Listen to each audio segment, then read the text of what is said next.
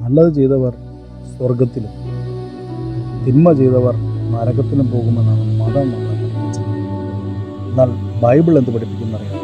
റോമർക്കെഴുതിയ ലേഖനം 10:5 മുതൽ 7 വരെയുള്ള വാക്യങ്ങളിൽ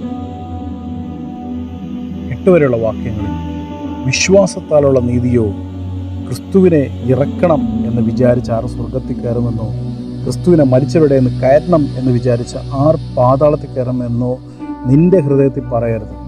കാരണം നിന്റെ ഹൃദയത്തിനകത്ത് അതല്ല വേണ്ടത് എന്ന് എഴുതിയിട്ടുണ്ട് 8-ാം വാക്യം.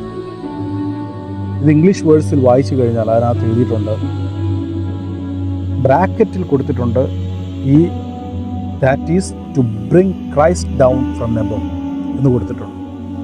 എന്നാൽ അവിടെ എഴുതിയിരിക്കുന്ന വേർഡ് അതല്ല. ഹൂ ഷാൽ അസൻ, നിങ്ങൾ സ്വർഗത്തെക്കുറിച്ച് ചിന്തിക്കരുത്, പാതാളത്തെക്കുറിച്ച് ചിന്തിക്കരുത്. പിന്നെ എന്ത് ചിന്തിക്കണം? 8-ാം വാക്യത്തിൽ പറയുന്നു, വചനം നിങ്ങളുടെ ഹൃദയത്തിലും നിങ്ങളുടെ വായിലും ഇരിക്കുന്നു. ആ വചനം ഞങ്ങൾ പ്രസംഗിക്കുന്ന വിശ്വാസത്തിൻ്റെ പ്രസംഗവചനം തന്നെ. അപ്പോൾ നമ്മുടെ ഉള്ളിലിരിക്കുന്ന വചനമായവൻ, ക്രിയേറ്റിംഗ് പവറുള്ള വചനം, അതിനെ മാത്രം ചിന്തിക്കണം. സ്വർഗത്തെക്കുറിച്ച് ചിന്തിക്കാൻ നിങ്ങൾക്ക് ദൈവം പറഞ്ഞിട്ടില്ല. നരകത്തെക്കുറിച്ചും പാതാളത്തെക്കുറിച്ചും ചിന്തിക്കാനും ദൈവം നിങ്ങളെ പറഞ്ഞിട്ടില്ല. അങ്ങനെയുള്ള പ്രസംഗങ്ങൾ യഥാർത്ഥത്തിൽ മതത്തിൻ്റെ പ്രസംഗങ്ങളാണ്.